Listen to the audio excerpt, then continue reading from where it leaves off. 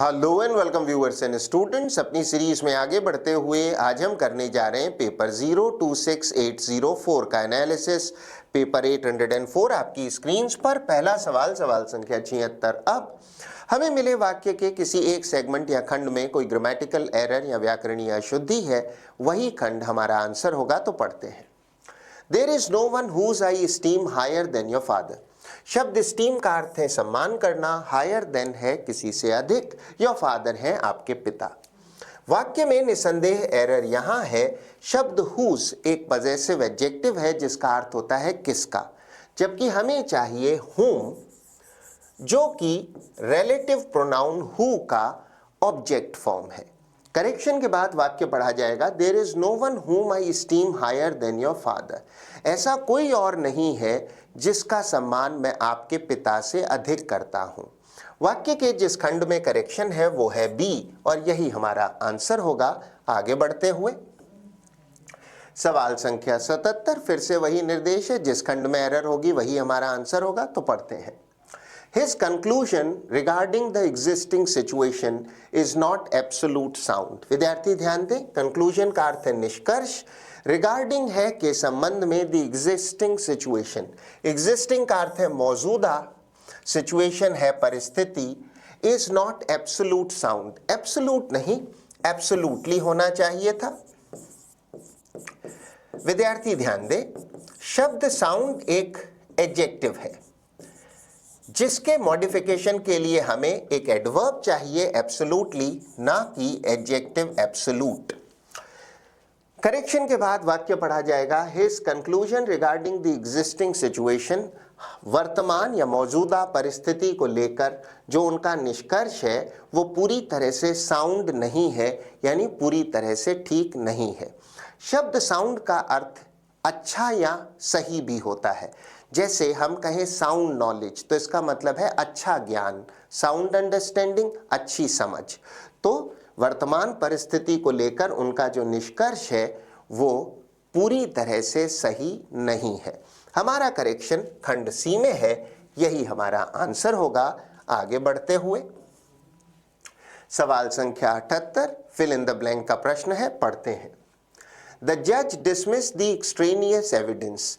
शब्द एक्सट्रेनियस का अर्थ है इररेलेवेंट या असंबद्ध, जबकि एविडेंस का अर्थ है साक्ष्य या प्रमाण या सबूत। Because it was not to the trial, because it was not pertinent to the trial. Pertinent का अर्थ है संबद्ध या रेलेवेंट। तो जज ने खारिज कर दिया उस इररेलेवेंट या असंबद्ध साक्ष्य को, प्रमाण को, सबूत को, क्योंकि उसका ट्रायल या अन्वीक्षा से कोई संबंध नहीं था। शब्द पर्टिनेंट का अर्थ है संबद्ध या जुड़ा हुआ या पर्टिनेंट, कनेक्टेड। अन्य ऑप्शंस पर एक नजर कर लेते हैं। ऑप्शन बी प्रिटेंशियस का अर्थ है आडंबरी या दिखावटी, इंग्लिश में शोई। प्रिवलेंट का अर्थ है व्याप्त, और प्राइसी का अर्थ है महंगा या एक्सपेंसिव। हमारा आंसर ऑप्शन ए पर्टिनेंट ही रहेगा। आगे बढ़ते हुए सवाल संख्या 79, एक बार फिर से फिल इन द ब्लैंक का प्रश्न है। तो पढ़ते हैं। Raja Ram Mohan Roy's struggle dash the social evil. Social evil का अर्थ है सामाजिक बुराई या कुरीति, ऑफ सती प्रथा earned him great respect. Respect है सम्मान। राजा राम मोहन रॉय का जो स्ट्रगल था, संघर्ष था, अगेंस्ट, अगेंस्ट का अर्थ है के खिलाफ, स्ट्रगल का अर्थ है संघर्ष, और इसके साथ जो सही प्रेपोजिशन जुड़ सकता है वो है अगेंस्ट। इसे लगाकर वाक्य को फिर से पढ़ते हैं। Raja Ram Mohan Roy's struggle against the social evil of sati pratha. Raja Ram Mohan Roy का जो संघर्ष था सामाजिक बुराई या सामाजिक कुरीति, सती प्रथा के खिलाफ, उससे उन्हें बहुत सम्मान मिला क्योंकि उन्होंने इस सामाजिक बुराई के खिलाफ संघर्ष किया।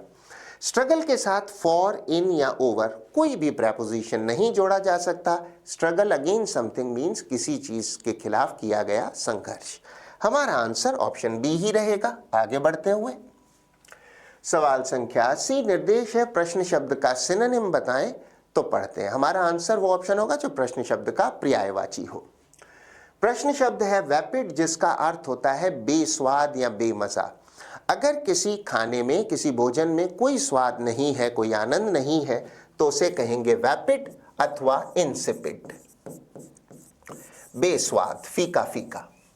उपलब्ध ऑप्शंस में हमारा आंसर मात्र ऑप्शन बी ही हो सकता है, टेस्टलेस, जिसका अर्थ भी वही है, बेस्वाद। अन्य ऑप्शंस पर एक नजर कर लेते हैं। प्राउड है अभिमानी या घमंडी, किंतु सार्थक अर्थ में इसे गर्वीला भी कहा जा सकता है। ब्रेव है बहादुर या वीर, जबकि स्क्रम्शियस एक बहुत अच्छा शब्द है जिसका अर्थ होता है स्वादिष्ट या टेस्टी। शब्द स्क्रम्शियस तो प्रश्न शब्द का एंटोनिम है, विलोम शब्द है, जबकि हमें पूछा गया है सिनोनिम या पर्यायवाची, इसलिए हमारा आंसर ऑप्शन बी टेस्टलेस ही रहेगा।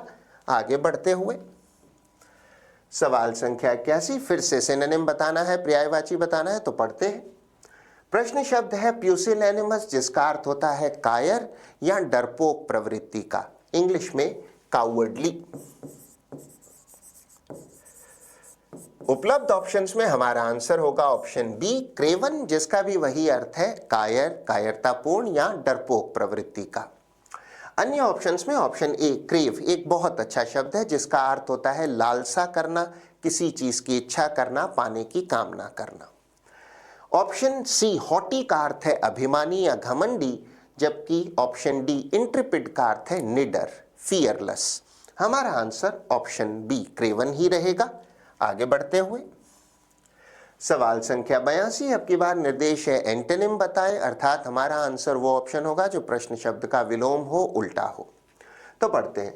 शब्द फोरबेयरेंस का अर्थ है सहनशीलता या सहिष्णुता। अगर आप में सहनशीलता है, धैर्य है, सहिष्णुता है, तो आप में फोरबेयरेंस है। हमारा आंसर होगा ऑप्शन सी इंटॉलरेंस। इंटॉलरेंस का अर्थ है असहनशीलता या असहिष्णुता। अन्य ऑप्शंस पर एक नजर कर लेते हैं। ऑप्शन ए पेशेंस है धैर्य, जबकि ऑप्शन बी सेल्फ कंट्रोल है आत्मनियंत्रण। ऑप्शन ए तथा बी प्रश्न शब्द के सिनोनिम्स हैं, पर्यायवाची हैं, सहिष्णुता, धैर्य, आत्मनियंत्रण। जबकि अंतिम ऑप्शन डी प्रेफरेंस का अर्थ है वरीयता। अगर आप किसी चीज को प्रेफरेंस देते हैं तो उसे तरजीह देते हैं, वरीयता देते हैं, प्राथमिकता देते हैं। हमारा आंसर ऑप्शन सी इंटॉलरेंस ही रहेगा। आगे बढ़ते हुए सवाल संख्या 83, एक बार फिर से वही निर्देश है, प्रश्न शब्द का एंटोनिम या विलोम शब्द बताएं, तो पढ़ते हैं। शब्द है प्रीडिलेक्शन, जिसका अर्थ होता है मानसिक झुकाव या अभिवृत्ति। यदि आपकी किसी और मानसिक अभिवृत्ति है, मानसिक झुकाव है, तो वो आपकी प्रीडिलेक्शन हुई। हमारा आंसर होगा ऑप्शन बी डिस्टेस्ट, जिसका अर्थ है नापसंदगी या घृणा। एक और मानसिक झुकाव या अभिवृत्ति है और दूसरी तरफ उस चीज के प्रति नापसंदगी है, घृणा है। अन्य ऑप्शंस में ऑप्शन ए कंफ्यूजन, आप जानते हैं उलझन। ऑप्शन सी एबनॉर्मलिटी का अर्थ है असामान्यता या विषमता या विसंगति। असामान्य होने को कहते हैं एबनॉर्मल, उसकी नाउन हुई एबनॉर्मलिटी। और ऑप्शन डी इंक्लिनेशन का अर्थ है मानसिक झुकाव या अभिवृत्ति। ऑप्शन डी तो प्रश्न शब्द का सिनोनिम है। हमारा आंसर यद्यपि ऑप्शन बी ही रहेगा, क्योंकि हमसे एंटोनिम पूछा गया है। आगे बढ़ते हुए सवाल संख्या 84, निर्देश है मिसस्पेल्ड शब्द बताएं। हमारा आंसर वो ऑप्शन होगा जिसकी स्पेलिंग गलत है।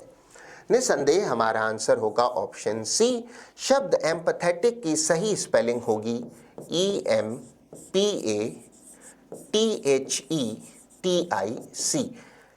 शब्द के इस हिस्से में स्पेलिंग एरर है। शब्द एम्पैथेटिक का अर्थ होता है परानुभूतिपूर्ण या सहानुभूतिपूर्ण। अगर आप एक एम्पैथेटिक इंसान हैं तो आप दूसरे की परिस्थिति या कठिनाई को अपनी कठिनाई समझते हुए महसूस कर सकते हैं। इस क्षमता या योग्यता को कहते हैं एम्पैथी, अथवा इस गुण को कहते हैं एम्पैथी, और एडजेक्टिव हुआ एम्पैथेटिक। अन्य ऑप्शंस में ऑप्शन ए इम्पर्टर्बेबल का अर्थ होता है अविचलित। अगर आप एक इम्पर्टर्बेबल व्यक्ति हैं तो आप बिल्कुल अविचलित रहते हैं, चीजों से प्रभावित नहीं होते, क्योंकि पर्टर्ब का अर्थ है विचलित होना और इम्पर्टर्बेबल हुआ जो विचलित ना हो। ऑप्शन बी रेटरिक, शब्द के उच्चारण पर भी ध्यान दीजिए, प्रोनंसिएशन है रेटरिक। रेटरिक का अर्थ है बड़ी बड़ी आडंबरपूर्ण बातें। ऐसी भाषा जिसमें शब्दों का आडंबर, दिखावा या अलंकरण तो हो पर सिंसियरिटी ना हो, कहलाएगी रेटरिक, और अंतिम ऑप्शन सिस्टमैटिक का अर्थ है नियमवत, जो सिस्टम से चलता हो, सिस्टम पर आधारित हो। हमारा आंसर ऑप्शन सी ही रहेगा, क्योंकि अन्य किसी शब्द की स्पेलिंग में कोई एरर नहीं। आगे बढ़ते हुए सवाल संख्या 85, अब की बार वन वर्ड सब्स्टिट्यूशन का प्रश्न मिला है, तो पढ़ते हैं। अ डिफिकल्ट, अनप्लेजेंट और एम्बेरेसिंग सिचुएशन। अनप्लेजेंट है असुखद, और एम्बेरेसिंग का अर्थ है शर्मिंदगी देने वाला। ऐसी सिचुएशन जो कठिन हो, असुखद हो, या जिसमें शर्मिंदगी उत्पन्न होती हो, कहलाती है प्रेडिकमेंट। हिंदी में प्रेडिकमेंट का अर्थ है विकट स्थिति या दुर्गति। अन्य ऑप्शंस में ऑप्शन ए प्रेजेंटिमेंट एक बहुत अच्छा शब्द है। विद्यार्थी ध्यान दें, शब्द प्रेजेंटिमेंट का अर्थ है पूर्वाभास। अक्सर किसी अनिष्ट या अप्रिय घटना के पूर्वाभास को हम कहते हैं प्रेजेंटिमेंट। इसके लिए एक बेहद पॉपुलर सिनोनिम है प्रेमोनिशन। आने वाली किसी घटना का पूर्वाभास या इंट्यूशन कि कुछ अप्रिय होने वाला है, सामान्यतः इस फीलिंग को कहते हैं प्रेजेंटिमेंट। केओस का अर्थ है अस्त व्यस्तता या अराजकता, इंग्लिश में डिसऑर्डर। अगर कहीं कोई नियम कायदा नहीं है, चीजें बिल्कुल अस्त व्यस्त हैं, तो उस अस्त व्यस्तता की स्थिति को कहते हैं केओस या डिसऑर्डर। और अंतिम ऑप्शन सी रिपेंटेंस का अर्थ है पश्चाताप या पछतावा। हमारा आंसर ऑप्शन डी प्रेडिकमेंट ही रहेगा। आगे बढ़ते हुए सवाल संख्या 86, फिर से वन वर्ड सब्स्टिट्यूशन का प्रश्न है, तो पढ़ते हैं। A small hard usually glass ball used in children's games. Glass ball का अर्थ है कांच की गेंद। एक छोटी कठोर कांच की गेंद जो बच्चों के खेलने में काम आती है, बच्चों के खेलों में, गेम्स में काम में ली जाती है, कहलाती है मार्बल। हिंदी में मार्बल को कहते हैं कंचा या कांच की गोली। बच्चे जिन कांच की गोलियों या कंचों से खेलते हैं उन्हें कहते हैं मार्बल्स।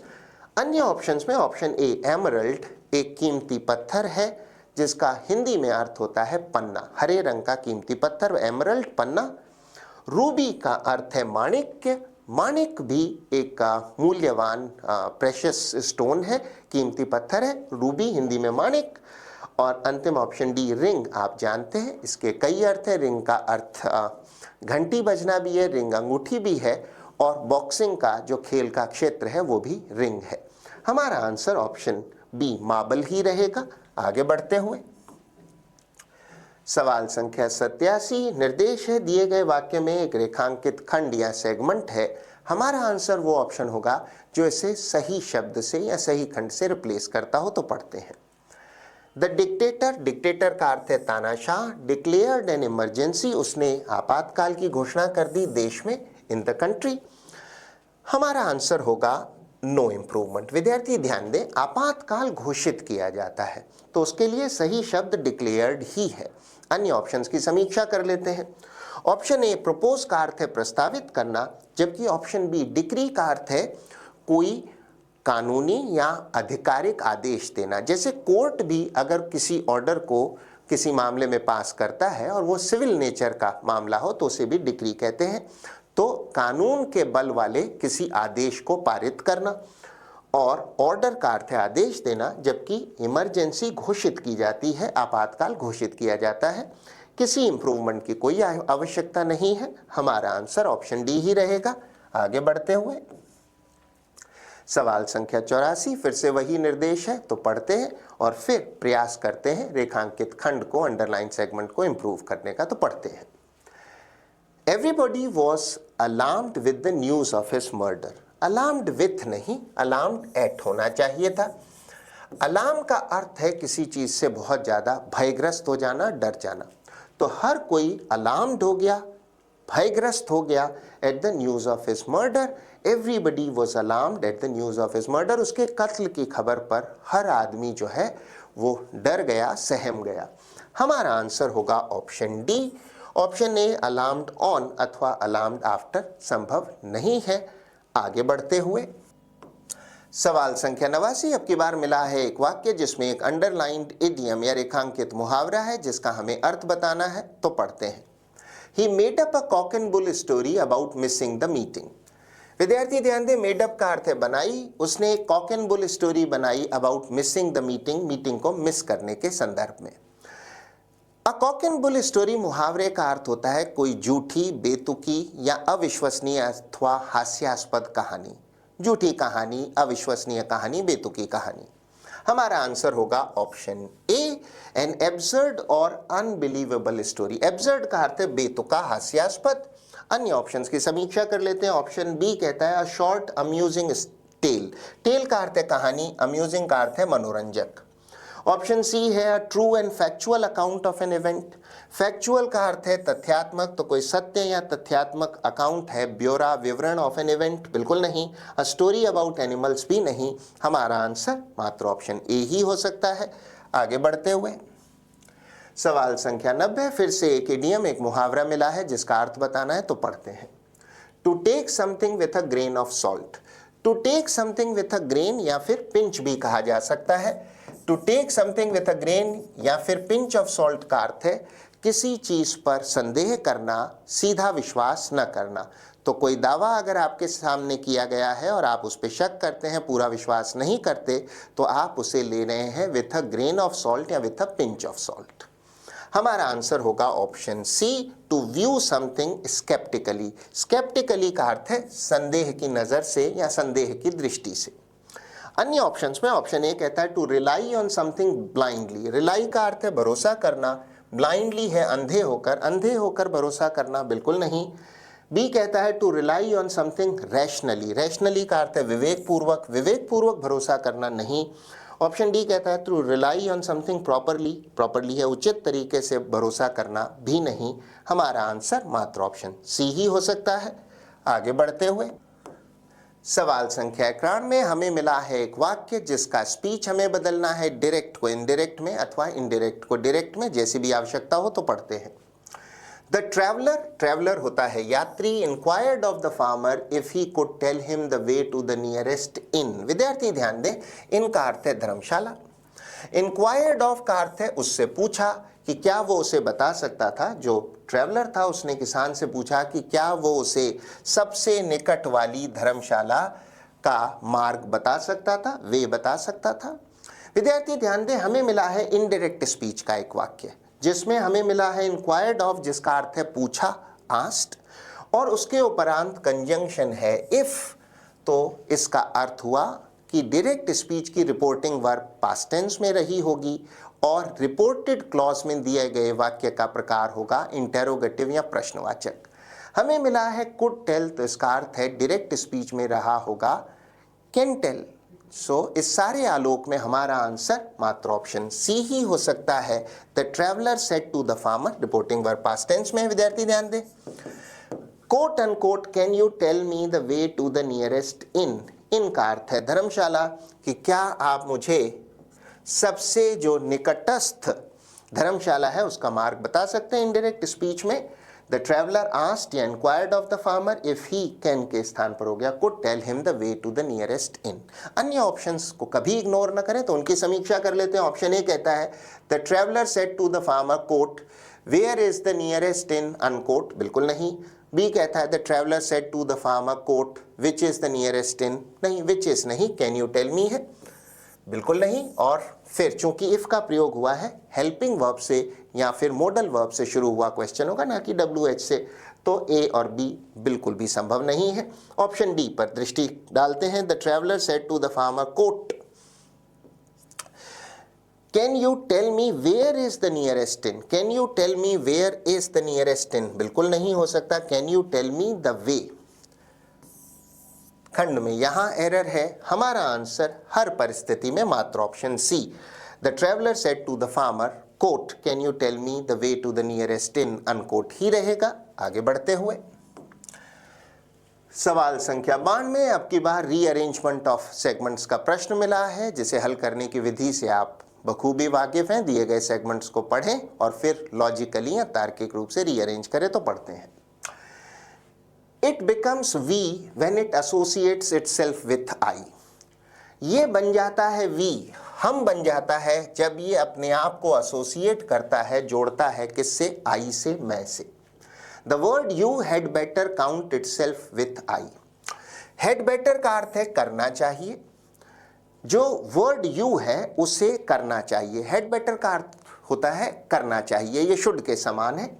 काउंट इटसेल्फ विथ आई, इसको अपने आप को गिनना चाहिए आई के साथ, यू को गिनना चाहिए स्वयं को आई के साथ। It remains an alone you, alone का अर्थ है अकेला, ये एक अकेला यू रहता है as long as it remains isolated, isolated का अर्थ है पृथक।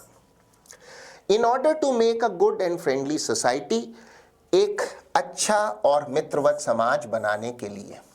इतना पढ़ने पर हमें खासा सटीक अनुमान हो चला है कि यू को आई के साथ मिलकर हम बनाना है जिससे एक अच्छा समाज बन सके। हमारे पास जो दो बेहतरीन लिंक्स हैं वो है SQ तथा PR। सबसे पहले शुरुआती खंड S, in order to make a good and friendly society, S के उपरांत Q, the word you had better count itself with I, एक अच्छा और मित्रवत समाज बनाने के लिए अच्छा होगा कि यू खुद को गिनने लगे आई के साथ, यू आई के साथ खुद को मिला ले, तो तुम और मैं मिलके हो गए हम। S के उपरांत Q, Q के उपरांत होगा खंड P, इट बिकम्स वी, और फिर U जो है वो हम बन जाता है, वी बन जाता है when it associates itself with आई, जब ये खुद को आई से जोड़ता है। और अंतिम खंड मात्र R ही हो सकता है, it remains an alone you, ये एक अकेला यू बना रहता है, अकेला तुम बना रहता है, हम नहीं बन पाता, as long as it remains isolated, जब तक ये पृथक बना रहता है। हमारा आंसर वो ऑप्शन होगा जो हमें देता हो सबसे पहले सेगमेंट S, उसके उपरांत Q, P तथा R। हमारा आंसर निस्संदेह ऑप्शन A SQ PR ही हो सकता है। आगे बढ़ते हुए सवाल संख्या 93, अब की बार मिला है पैसिव वॉइस का एक वाक्य जिसे हम बदलेंगे एक्टिव वॉइस में। तो पढ़ते हैं, he was given another chance by his employer, उसे अपने एम्प्लॉयर या नियोक्ता द्वारा एक और अवसर दिया गया। ऐसे वाक्यों में विद्यार्थी सबसे पहले दिए गए वाक्य के टेंस को पहचाने। दिए गए वाक्य का टेंस है सिंपल पास्ट और वॉइस है पैसिव। जब हम इसे एक्टिव में बदलेंगे तो नया सब्जेक्ट होगा हिज एम्प्लॉयर और वर्ब की होगी सेकंड या पास्ट फॉर्म। इस सारे आलोक में हमारा आंसर मात्र ऑप्शन डी ही हो सकता है, हिज एम्प्लॉयर, वर्ब की second form give him another chance, उसके नियोक्ता या एम्प्लॉयर ने उसे एक और अवसर दिया। अन्य ऑप्शंस की समीक्षा कर लेते हैं। ऑप्शन ए कहता है his employer is giving him, बिल्कुल नहीं, वाक्य सिंपल पास्ट टेंस का था, पैसिव वॉइस में, प्रेजेंट कंटिन्यूअस का नहीं। His employer has given him, नहीं, प्रेजेंट परफेक्ट भी नहीं था। ही गेव हिज एम्प्लॉयर, बिल्कुल नहीं, नया सब्जेक्ट हिज एम्प्लॉयर होगा ना कि ही।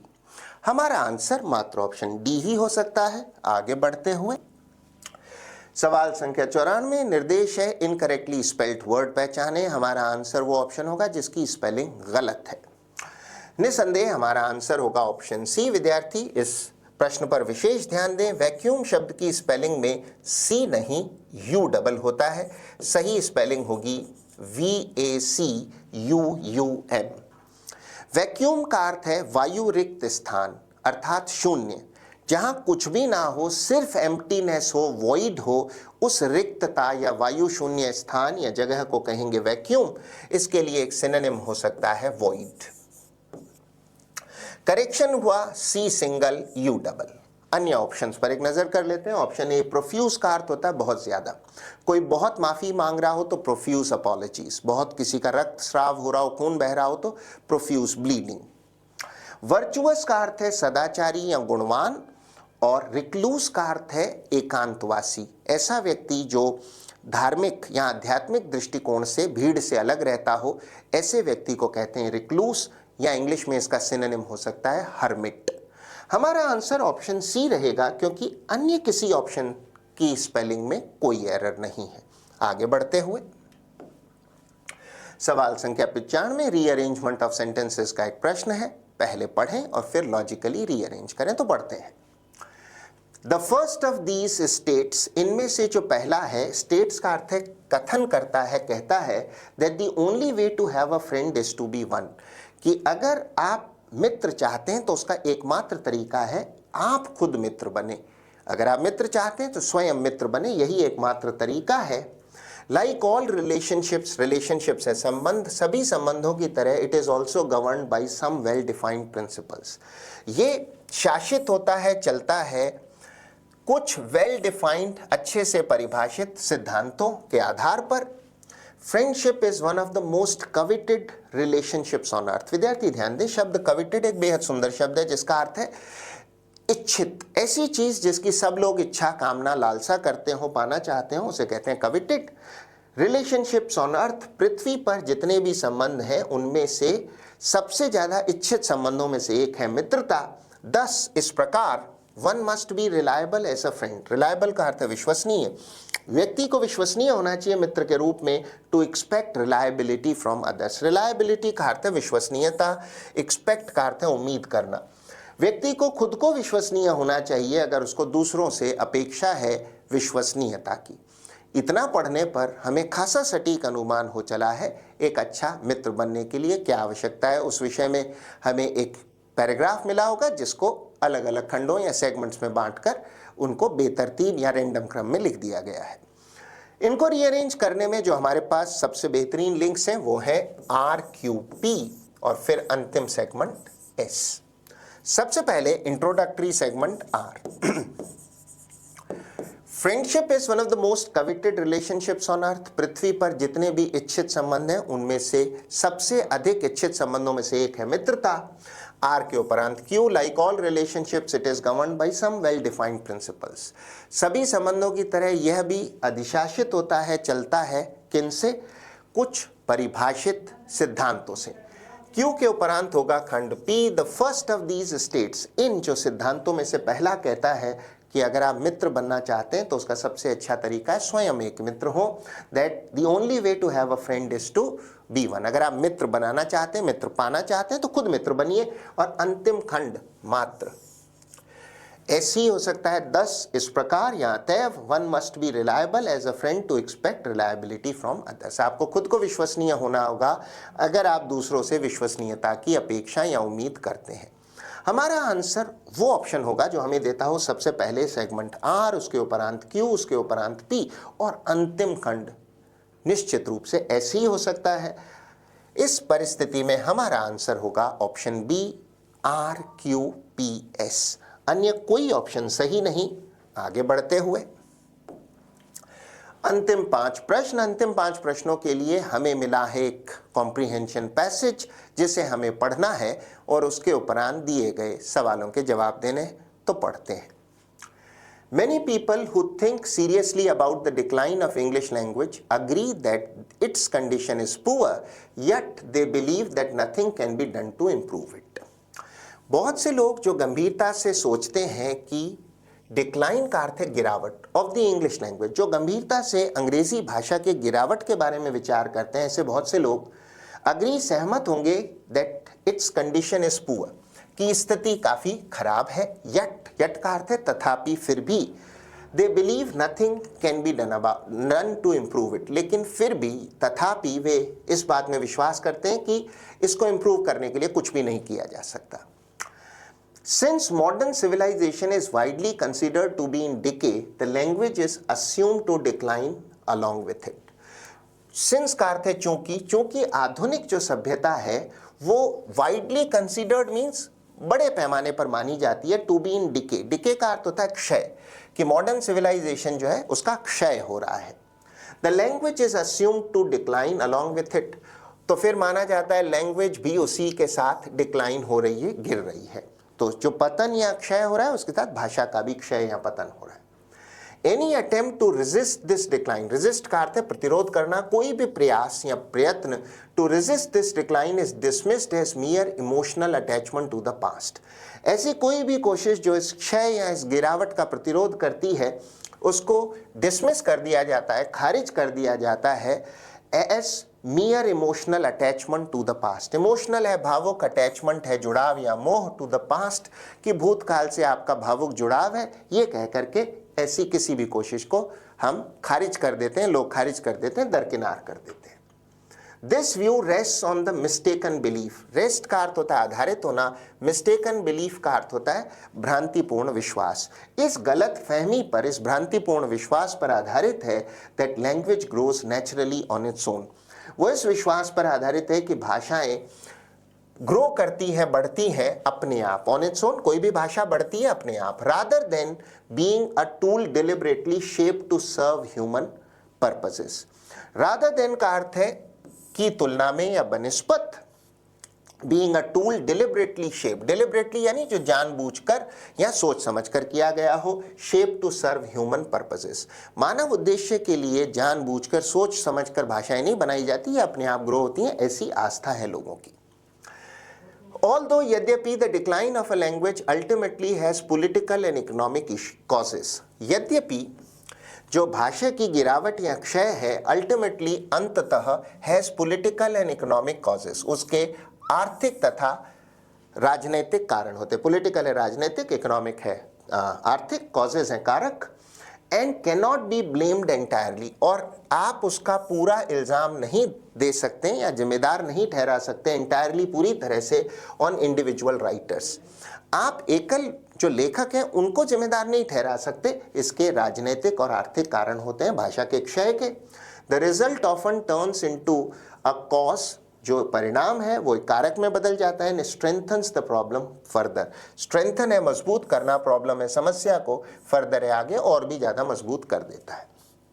Just as a person may drink, जैसे कोई आदमी मे ड्रिंक शराब पी सकता है because he feels like a failure, क्योंकि उसको ऐसा महसूस होता है वो एक नाकाम व्यक्ति है, इसलिए वो शराब हो सकता है पीने लगे।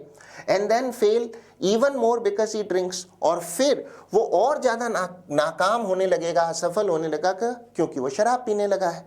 तो शराब इसलिए पीता है क्योंकि खुद को नाकाम समझता है, और फिर नाकाम होगा तो और ज़्यादा शराब पीने लगेगा। Language becomes unclear and inaccurate, भाषा बन जाती है अस्पष्ट तथा, इनएक्यूरेट का अर्थ है जो सटीक नहीं है, जिसमें त्रुटियां हैं। बिकॉज पीपल थिंक पुअरली, क्योंकि लोग गलत तरीके से सोचते हैं, सोचते गलत है तो भाषा गलत हो जाती है। इन टर्न परिणामतः the use of bad language makes careless and foolish thinking easier, और जो भाषा अगर आपकी खराब है, खराब भाषा का प्रयोग जो है वो आपकी जो सोच है उसको लापरवाहीपूर्ण और मूर्खतापूर्ण बना देता है। मूर्खतापूर्ण या लापरवाहीपूर्ण सोच और आसान हो जाती है। दिस प्रोसेस, यह प्रक्रिया, हाउएवर यद्यपि, इज नॉट इरिवर्सिबल। इरिवर्सिबल का अर्थ है जिसे पलटा ना जा सके, जिसे परिवर्तित ना किया जा सके, मीन्स जिसको वापस पुरानी स्थिति में न लाया जा सके, जिसे उलटा ना जा सके। ये सिचुएशन इरिवर्सिबल नहीं है, अर्थात जो नुकसान हो गया है उसको ठीक नहीं किया जा सकता, ऐसा नहीं है। Modern written English suffers from bad habits, आधुनिक जो लिखित अंग्रेजी है वो किस चीज से पीड़ित है? खराब आदतों से, बैड हैबिट से। That spread through imitation, imitation का अर्थ है अनुकरण या नकल, क्योंकि अनुकरण के कारण वो भाषा खराब होती है। किसी ने गलत बोला फिर लोगों ने उसी का अनुकरण किया। But these habits can be avoided by anyone willing to make the necessary efforts, लेकिन कोई भी आदमी इन हैबिट्स को अवॉइड कर सकता है अगर वो आवश्यक प्रयास, एफर्ट करने को तैयार हो। बाय अबेंडनिंग सच हैबिट्स, अबेंडनिंग का अर्थ होता है त्यागना, छोड़ना। ऐसी हैबिट्स को त्याग कर, छोड़कर पीपल कैन थिंक, लोग सोच सकते हैं, people can think more clearly, and clear thinking is necessary first step towards political regeneration. अगर इस सोच को, इन आदतों को लोग त्यागें तो लोग सोच सकते हैं ज़्यादा स्पष्ट रूप से, और स्पष्ट सोच जो है वो आवश्यक पहला कदम है पॉलिटिकल रीजनरेशन, राजनीतिक पुनरुद्भवन या फिर राजनीतिक जो सुधार है उसके लिए। रीजनरेट का अर्थ है फिर से उद्भव करना, तो पुनरुद्भवन या नई शुरुआत, वापस से ठीक किया जाना। देयरफॉर, अतः, the first fight, the fight against, therefore इसलिए जो लड़ाई है against bad English is not trivial, जो ये जो लड़ाई है, फाइट है खराब इंग्लिश के विरुद्ध, ये मामूली या तुच्छ नहीं है, ट्रिवियल नहीं है। And is not limited to professional writers alone, और ये लड़ाई मात्र पेशेवर लेखकों तक सीमित नहीं है, सभी लोगों को भी योगदान करना होगा। अब इतना पढ़ने पर हमें खासा सटीक अनुमान हो चला है कि अंग्रेजी भाषा में जो स्तर है उसमें आई गिरावट या क्षय के विषय में ये कॉम्प्रिहेंशन पैसेज है, और इसमें क्या किया जा सकता है अब हम इसमें दिए गए प्रश्नों के जवाब दे सकते हैं, तो पढ़ते हैं। सवाल संख्या 96। Many people believe, बहुत से लोग सोचते हैं, that nothing can be done about the English language because, वाक्य को पूरा करना है। नथिंग, बहुत से लोग सोचते हैं कि कुछ भी नहीं किया जा सकता इंग्लिश लैंग्वेज के बारे में, क्योंकि हमारा आंसर होगा option D, modern civilisation, because modern civilisation itself is believe to be in decline, क्योंकि जो आधुनिक सिविलाइजेशन है, सभ्यता है, वो भी ये माना जाता है वो खुद ही गिरावट जो उसमें हो रही है। वाक्य में ये हम कहाँ पा सकते हैं? वाक्य की दूसरी और तीसरी पंक्ति में। Since modern civilization is widely considered to be in decay, the language is assumed to decline along with it. चूंकि civilization decay में है, माना जाता है लैंग्वेज भी उसके साथ डिक्लाइन हो रही है, गिर रही है। अन्य ऑप्शंस की समीक्षा कर लेते हैं। एक कहता है bad habits spread rapidly through imitation, जो खराब आदतें हैं वो तेजी से फैलती हैं अनुकरण या नकल से नहीं। People are unwilling to make any effort, लोग कोशिश नहीं करना चाहते। There are too many careless writers भी नहीं। हमारा आंसर ऑप्शन डी ही रहेगा। आगे बढ़ते हुए सवाल संख्या 97, द ऑथर बिलीव्स दैट, वाक्य को पूरा करते हैं। ऑथर मानता है, हमारा आंसर होगा option C, the decline of the language can be reversed, कि जो गिरावट है भाषा के स्तर में उसको रिवर्स किया जा सकता है, उसको उल्टा जा सकता है, अर्थात जो गिरावट है उसे ठीक किया जा सकता है। विद्यार्थी ध्यान दे, तीसरे पैराग्राफ की पहली लाइन कहती है this process however is not irreversible, ये इरिवर्सिबल नहीं है, अर्थात रिवर्सिबल है, जो गिरावट हुई है उसको ठीक किया जा सकता है। अन्य ऑप्शंस में ये कहता है the decline of language is unavoidable, unavoidable यानी जिसको आप अवॉइड ही नहीं कर सकते, जिससे आप बच ही नहीं सकते, बिल्कुल नहीं। Language develops naturally and can not be controlled, बिल्कुल नहीं। लेखक तो कहता है ये गलत फहमी है कि लैंग्वेज अपने आप ग्रो करती है। और डी कहता है लैंग्वेज रिफॉर्म, रिफॉर्म का अर्थ है सुधार, depends only on political change, बिल्कुल नहीं। हमारा आंसर ऑप्शन सी ही रहेगा। आगे बढ़ते हुए सवाल संख्या 98, according to the author, author के मुताबिक the first step towards political regeneration is, political जो रीजेनरेशन करना है, पुनरुद्भवन करना है, उसके लिए पहला जो स्टेप है वो क्या होना चाहिए? हमारा आंसर होगा option A, clear and careful thinking.